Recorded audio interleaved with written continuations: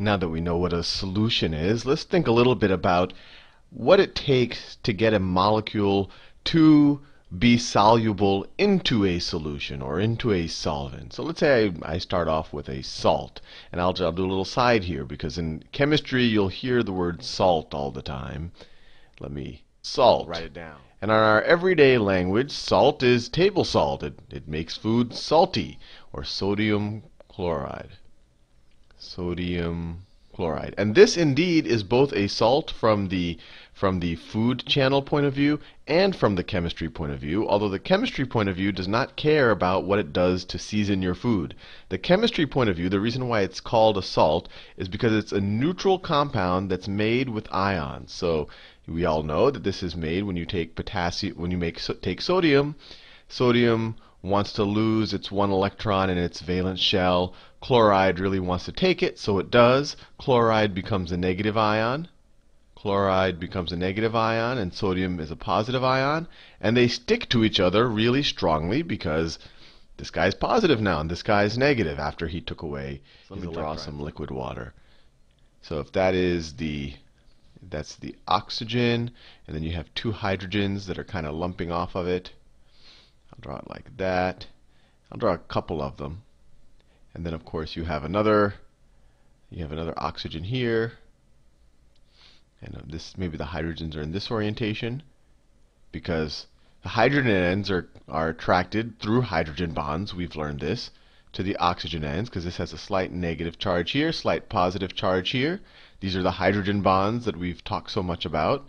And maybe you have another oxygen here. And it's got its hydrogens there and there. You had some hydrogen bonds there. I could do another oxygen here, and you can kind of see the structure that forms. Although what I'm drawing is this would actually, more of if you were in a solid state, this would be kind of rigid and they would just vibrate in place. In the liquid state, they're all moving around. They're rubbing up against each other, right? But they're staying very close. And actually, in the liquid state for water is actually the most compact state for water. Now, when you're dealing with stuff like this, and these are moving around. Maybe this guy's moving that way, that guy's moving that way. And you want to dissolve something like sodium chloride. Sodium chloride is actually quite a large molecule. I mean, if you look at the periodic table up here, oxygen is a period 2 element.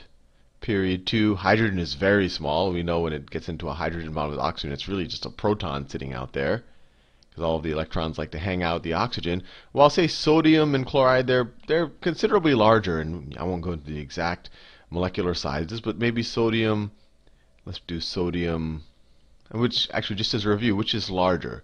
We know that it becomes smaller as you go to the right in the periodic table. So sodium is quite a large atom, while chloride is a good bit smaller, but they're both bigger than oxygen and a lot bigger than hydrogen. So let me draw that. So sodium, I'll do sodium as a positive. It's pretty big, and maybe it looks like this. Sodium. Sodium is positive, and then you have the chloride. The chloride, I'll do it in purple. They're still pretty big. The chloride, when it will look like this. And what happens when you put it into water, it disassociates. Even though these guys in a solid state, they're jam-packed to each other, when you put it into water, the positive cations are attracted to the negative partial charges on the oxygen side of the water, and the negative anions are attracted to the positive sides of the hydrogen. But in order to get, for example, this sodium ion into the water, it has to fit in there. So, for example, if I drew this as a liquid initially, but if this was a solid and we had this structure, it would be extremely difficult. In fact, it would be next to impossible to squeeze these huge sodium ions in place to make it soluble into, say, solid ice.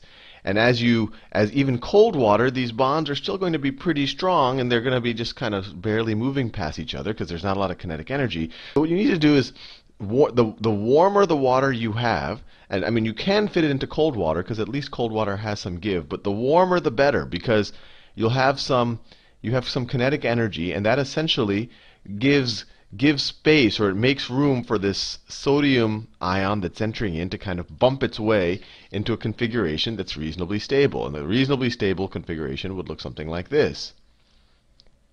Sodium would look, and you'd have a bunch of sodium is positive. It would be attracted to the negative end of the water molecules, so the oxygen end. This is so it looks like that. The oxygen end, and then the hydrogen ends are going to be pointing in the other direction. The hydrogen ends are going to be on the other side. And of course, the chlorine atom is going to be very attracted to that other side. So the chlorine atom might be right over here. So chlorine atom might want to hang out right here. Chlorine.